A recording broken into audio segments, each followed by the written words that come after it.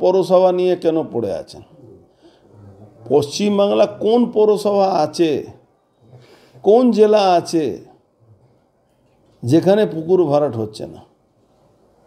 আমি তো একটা মামলা করতে যাচ্ছি, পিআইএল করব, সেখানে চিফ সেক্রেটারি থেকে নিয়ে মুখ্যমন্ত্রী থেকে নিয়ে এই ডিস্ট্রিক্ট ম্যাজিস্ট্রেট নর্থ চব্বিশ পরগনা, এসপি, পুলিশ কমিশনার, থানা, বিএলআরও, এদের সবারকে পার্টি করে এই পিআইএলটা করতে হবে।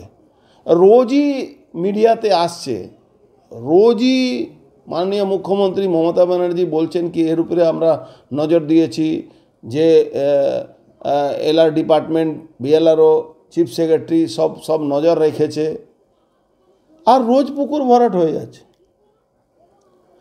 পুলিশকে বলতে গেলে পুলিশের রেট ফিক্স হয়ে যাচ্ছে, কাঠার প্রতি রেট ফিক্স আছে, কত কাঠা পুকুর আছে তার উপরে রেট ফিক্স আছে।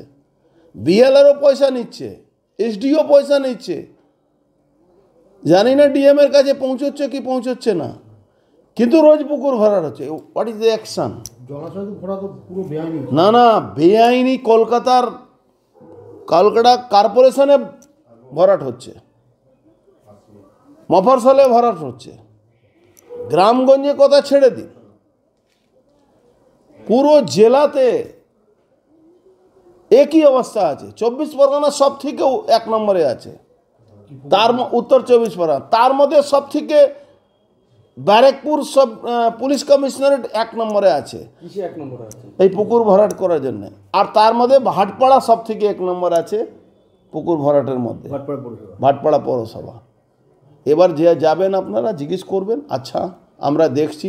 তাহলে আমি একটা প্রশ্ন রেখে যাই, ভাটপাড়া পৌরসভার পক্ষ থেকে কটা মামলা হয়েছে? এই যারা পুকুর ভরাট করেছে তাদের নামে কজনের নামে এফআইআর হয়েছে, কজন গ্রেফতার হয়েছে?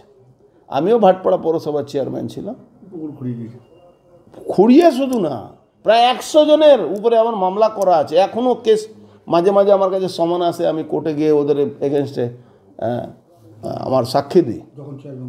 না, এখনও কেসটা তো এখনও চলছে। তখন তো যে এফআইআর করতাম, আমি নিজে করতাম, সাহস পেত না, এসডিও পেত না, কাউন্সিলরের কথা ছেড়ে দিন। এত পয়সা দিলে এরা আপনার বাড়ির সামনে ড্রেনটাও বুঝিয়ে দেবে।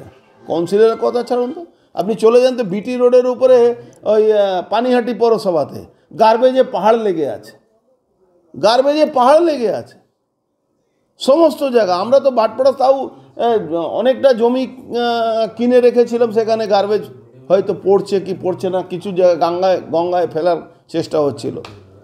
কিন্তু আমার ভাটপাড়া পৌরসভা একটা জিনিস আছে, আমি মানে অত জমি কিনে রেখেছিলাম ভাটপাড়া পৌরসভার জন্য কি পুকুর ভরাট এখনও 20 বছর ওখানে গার্বেজ রাখার জায়গা আছে, 20 বছর অবধি রাখতে পারে, ও লো ল্যান্ড কেনা হয়েছে। সেই জায়গাতে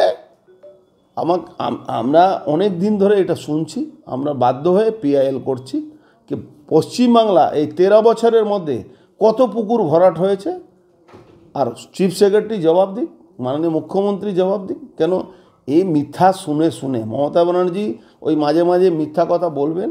একটা এই যে কি সরকারি মিটিং হয়, সরকারি খরচ দিয়ে মিটিং হয়, সেখানে পার্টি মিটিং করেন উনি।